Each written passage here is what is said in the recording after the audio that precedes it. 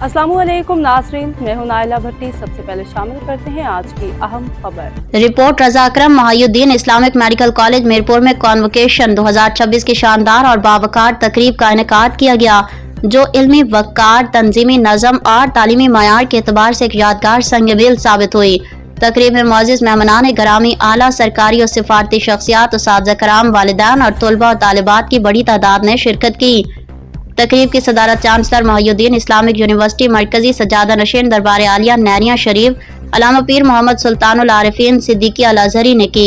मेहमानान खसूसी में वजीर कानून पंजाब राना इकबाल खान, साबिक सदर रियासत आज़ाद जम्मू कश्मीर और साबिक सफीर अमरीका, चीन और अक़वाम मुत्तहिदा सरदार मसूद खान और साबिक वजीर आज़म आज़ाद जम्मू कश्मीर सरदार अब्दुल कयूम खान नियाजी शामिल थे।